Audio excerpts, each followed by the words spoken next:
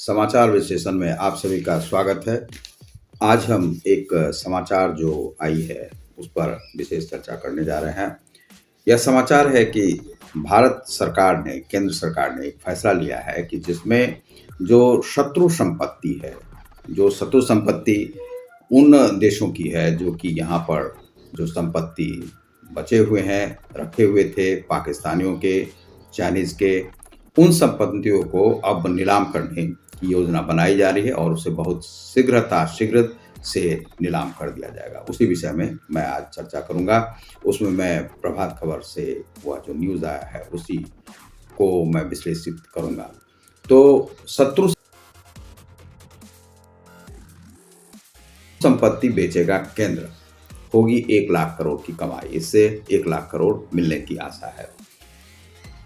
नई दिल्ली का समाचार है। मोदी सरकार ने उन शत्रु संपत्तियों के निपटान के लिए एक हाई लेवल कमेटी का पुनर्गठन किया है जो पाकिस्तान और चीन की नागरिकता लेने वाले लोगों द्वारा छोड़ी गई है। गृह मंत्रालय की एक रिपोर्ट बताती है कि यह कमेटी 12,600 से अधिक अचल संपत्ति का निपटान करेगी, जिससे सरकारी खजाने को 1 लाख करोड़ रुपये तक मिल सकता है। गृह मंत्रालय के नोटिफिकेशन के मुताबिक एक एडिशनल सेक्रेटरी रैंक का अधिकारी कमेटी का अध्यक्ष होगा, जबकि एक मेंबर सेक्रेटरी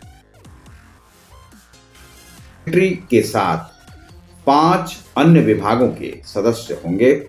इस कदम को सरकार द्वारा विभाजन के दौरान और 1962 युद्ध के बाद भारत छोड़ने वाले लोगों द्वारा छोड़ी गई संपत्ति के मुद्रीकरण की एक नई कोशिश के तौर पर देखा जा रहा है। 2700 करोड़ की चल संपत्तियों का किया जा चुका है निपटारा। अब तक 2700 करोड़ रुपए की चल संपत्तियों का निपटारा किया जा चुका है और इन पैसों को भारत सरकार के फंड में जमा किया जा चुका है। हालांकि अभी तक कोई भी अचल संपत्ति नहीं बेची, जो अचल संपत्ति है वह नहीं बेची गई है। तो यह संपत्ति कहाँ कहाँ पर है? वह उत्तर प्रदेश में है 6,255 ये संपत्ति है। पश्चिम बंगाल में है 4,088, दिल्ली में है 658, गोवा में है 295, महाराष्ट्र में है 207, तेलंगाना में है 158 और गुजरात में है 151, बिहार में है 94।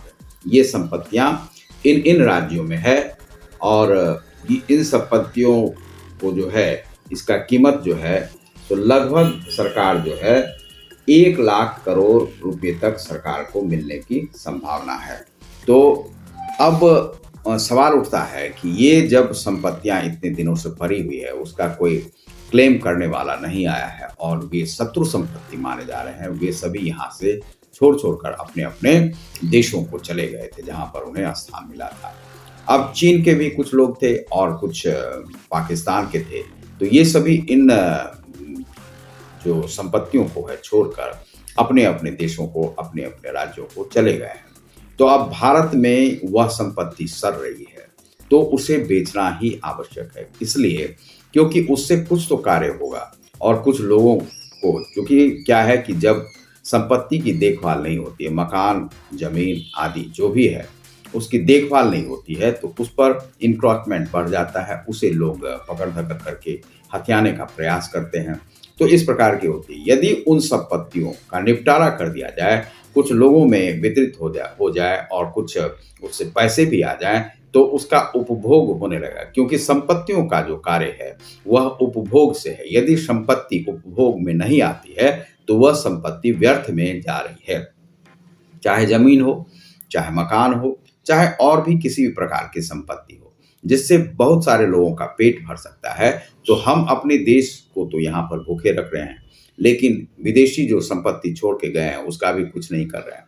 लेकिन अब बहुत समय बीत गया है। यह 1947 और 1962 के बाद जो भी घटनाएं यहाँ पर घटी है उसके अनुसार से है। चाइनीज लोग बहुत यहाँ पर रहते थे, उनकी भी संपत्तियां यहाँ पर थी, तो वे लोग यहाँ से भाग भाग कर चले गए और उन लोगों की संपत्ति यहाँ पर 1 लाख करोड़ अभी यदि उसे बेच दिया जाए तो सरकार के लिए बहुत ही अच्छा समय है इसमें चूंकि क्या है कि अब उसकी मूल्य वृद्धि हो गई है, महंगाई बढ़ गई है, तो सरकार के भी खजाने में बहुत सारे पैसे आ जाएंगे। यदि पहले 10 साल 20 साल पहले बेची जाती तो यह आधे मूल्य से भी कम मिलता, यानी कि 50,000 करोड़ के आसपास मिलने की संभावना उस समय में 10 साल पहले थी। उससे भी पहले 20,000 करोड़ के आसपास, 10,000 करोड़ के आसपास ही मिलती।